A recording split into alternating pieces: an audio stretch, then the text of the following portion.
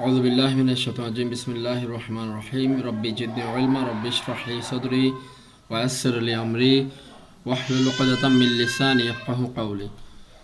শুকরিয়া আদায় করছি মহান আল্লাহর দরবারে, যিনি আমাদেরকে সুস্থ রেখেছেন এবং পবিত্র মাহে রমজানের সুন্দর মুহূর্তগুলো উপভোগ করার তৌফিক দান করেছেন। রমজানের রোজা রেখে আল্লাহর নৈকট্য অর্জনের সুযোগ দিয়েছেন, আলহামদুলিল্লাহ। প্রিয় শিক্ষার্থীরা, যারা ক্লাস করছেন, বর্তমান বিশ্বের এই পরিস্থিতিতে আমরা আমাদের সময়গুলোকে ঘরে বসে কাজে লাগাবো এবং সর্বোচ্চ ব্যবহার করার চেষ্টা করব। মাহে রমজানে পবিত্র কোরআন অধ্যয়নের পাশাপাশি আমাদের জীবন গঠনের জন্য, স্কিল ডেভেলপের জন্য কম্পিউটার সহ অন্যান্য প্রশিক্ষণগুলো করে, পড়ালেখা করে আমরা আমাদের জীবন গঠন করার চেষ্টা করবো ইনশাআল্লাহ। সততা কম্পিউটার প্রশিক্ষণ কেন্দ্রে যারা শিক্ষার্থী রয়েছেন তাদের আমাদের প্রশিক্ষণকালীন সময় আমরা যে নোট দিয়েছি সেই নোটের আলোকে আমরা ক্লাসগুলো পরিচালনা করব। আজকে আমি আলোচনা করব এক্সেলের পেইন্টিং টেকনোলজি নিয়ে। এক্সেল প্রোগ্রাম যারা শিখছেন বা যারা শিখেছেন তাদের জন্য এই ক্লাস। আমাদের শিক্ষার্থীদের মধ্যে থেকে যারা সিনিয়র আছেন তারা এই ক্লাসটা করবেন। এক্সেলের পেইন্টিং টেকনোলজি, কীভাবে এক্সেল প্রোগ্রাম ব্যবহার করে ডাটা পেইন্ট করা হয় সেটা আমরা দেখব ইনশাল্লাহ। তো শুরুতে আমরা দেখি যে এক্সেলে আমি একটা শিটের ভিতরে তথ্যগুলো এন্ট্রি করেছি, এই ডাটাগুলো এন্ট্রি করেছি একটা টেবিলে। সেই ডাটাগুলোকে আমরা প্রিন্ট করব। তো প্রিন্ট করার জন্য আমরা ফাইলে যাব, সেখানে গিয়ে প্রিন্টে যাব। প্রিন্টে গেলে আমাদের এই যেই তথ্যগুলো প্রিন্ট করব সেগুলো দেখা যাবে এখানে। তো এই প্রিন্ট করার সাথে কিন্তু পেজ সেটআপের সম্পর্ক রয়েছে। যারা পেজ সেটআপ বোঝেন না তারা পেজ সেটআপ ক্লাসটা করে নেবেন। পেজ সেটআপ প্রিন্টের সাথে সম্পর্ক, অর্থাৎ আপনি যে ডাটাগুলো এখানে এন্ট্রি করেছেন, টাইপ করেছেন, সেগুলো কোন পৃষ্ঠায় সেটআপ করা হয়েছে সেটার উপর নির্ভর করবে আপনার প্রিন্টের সেকশনটা। আমরা একটু লক্ষ্য করি, আমরা যখন প্রিন্টে ক্লিক করেছি, প্রিন্টে ক্লিক করার পরে এখানে যে স্ক্রিন দেখা যাচ্ছে, এই স্ক্রিনের পর আমরা যখন আবার শিটে ফিরে আসব, সেখানে একটা দাগ দেখা যাচ্ছে, খেয়াল করেন। এখানে একটা দাগ তৈরি হয়েছে। এই দাগটা কি? এই যে একটা দাগ দেখা যাচ্ছে, এই দাগটা এই যে সরে যাচ্ছে, দেখেন। এই দাগটা হলো যে আমার একটা প্রিন্ট এরিয়া, যেটা মানে অর্থাৎ আমার কতগুলো ডাটা প্রিন্ট হবে একটা পেজে, সেটা সীমানা এখানে দেখা যাচ্ছে। তো আমরা প্রিন্ট ক্লিক করার পরে পাশে যে প্রিন্ট প্রিভিউ দেখতেছি, এই প্রিন্ট প্রিভিউর মধ্যে আমার পুরো ডাটা থেকে কতগুলো কলাম প্রিন্ট হবে সেটা দেখা যাচ্ছে। এখানে সর্বমোট 1 থেকে 6টা 1 of 6 দেখা যাচ্ছে। 1 of 6 মানে হলো আমার পুরো ডাটাগুলা এক্সেল অটোমেটিকলি স্বয়ংক্রিয়ভাবে এই 6টা পেজে ভাগ করে নিছে, 6টা পেজ প্রিন্ট হবে। তো এগুলো আসলে এক্সেল নিচ থেকে সেটিং করছে।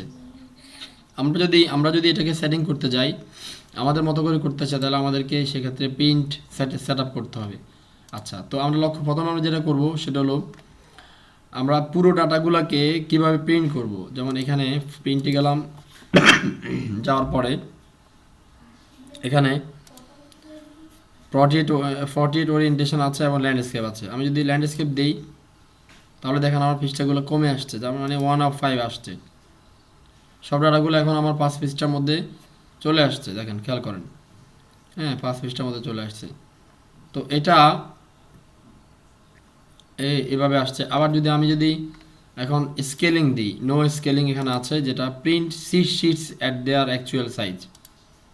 এখানে নো স্কেলিং মানে হলো যেভাবে সেভাবে প্রিন্ট হবে। আর আমি যদি ফিট অন ওয়ান পেজ দিই, তাহলে আমার সকল ডাটাগুলো যা আছে এখানে সবগুলো ল্যান্ডস্কেপে আমার A4 সাইজের পেপার এবং ল্যান্ডস্কেপ সেটিংয়ে ওরিয়েন্টেশনে সব ডাটাগুলো চলে আসবে।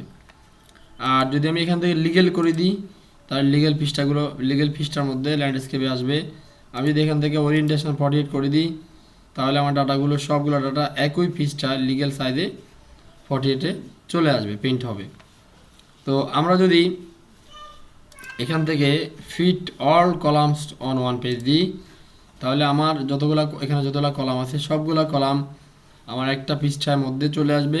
আর রোগুলো ভাগ হয়ে যাবে, রোগুলো নিজে ভাগ হয়ে যাবে। আপনারা লক্ষ্য করেন যে এখানে রোগুলো কিন্তু ভাগ হয়ে গেছে, কিন্তু সব কলামগুলো একটা পৃষ্ঠা চলে আসছে, রোগুলো ভাগ হয়ে গেছে।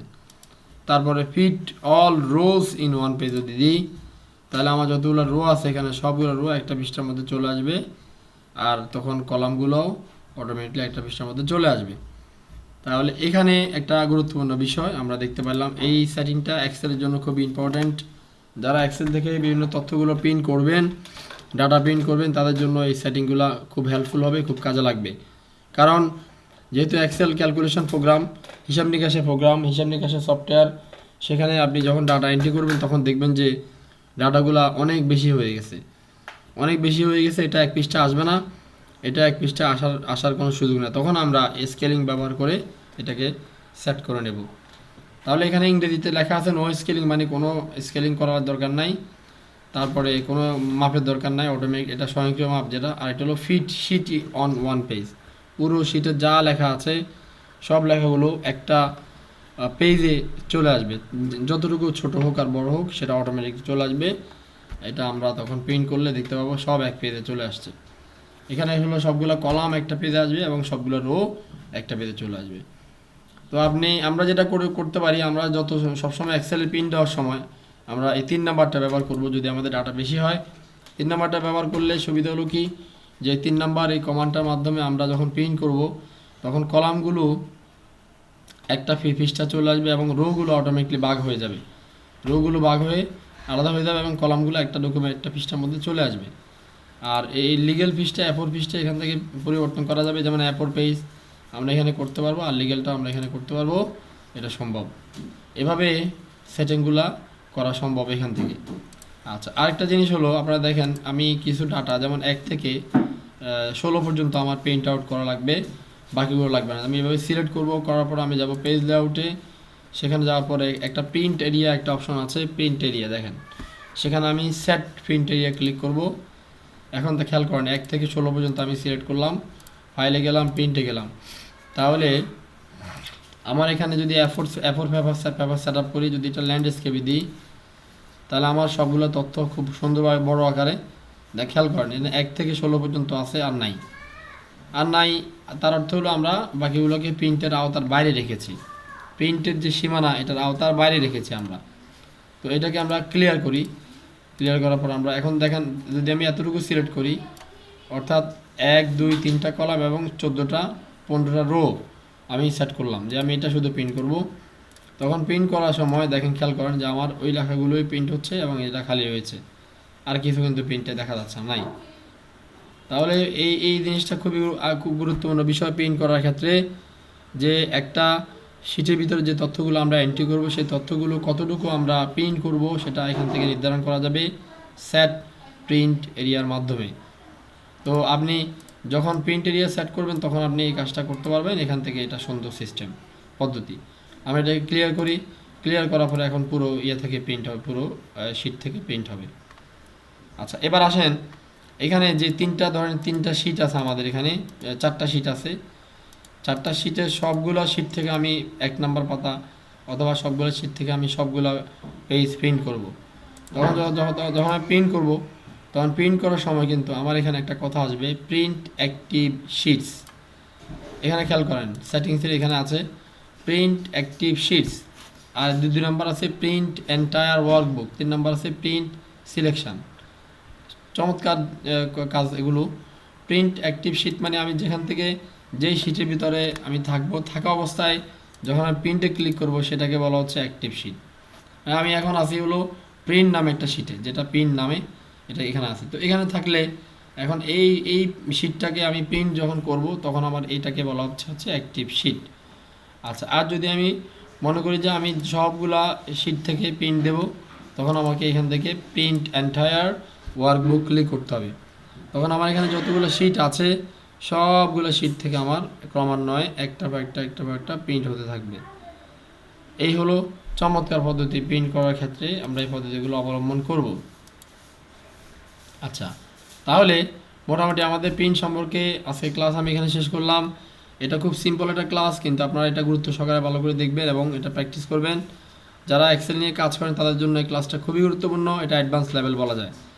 বেসিক লেভেলে তো আমি প্রিন্ট করতে গেলে শুধুমাত্র ফাইলে গিয়ে আমি প্রিন্ট করে প্রিন্ট দিয়ে দেবো, কিন্তু এখানে এতগুলো সেটিংয়ের বিষয় জানার গুরুত্ব অবশ্যই রয়েছে। বিশেষ করে সেট প্রিন্ট এরিয়া আপনারা মনে রাখবেন, এখানে সেট প্রিন্ট এরিয়া মনে রাখবেন। এবং এখান থেকে যে কাজটা আমরা করেছি যে প্রিন্ট করার সময় এখান থেকে আমরা সাইজগুলো নির্ধারণ করেছি এবং সেটা এখানে প্রিন্ট ক্লিকের মাধ্যমে কাগজগুলোকে প্রিন্ট করতে পেরেছি। তাহলে আজকে এ পর্যন্ত, সবাইকে শুভেচ্ছা জানাচ্ছি। সবাই ভালো থাকবেন। আসসালামু আলাইকুম রহমতুল্লাহ।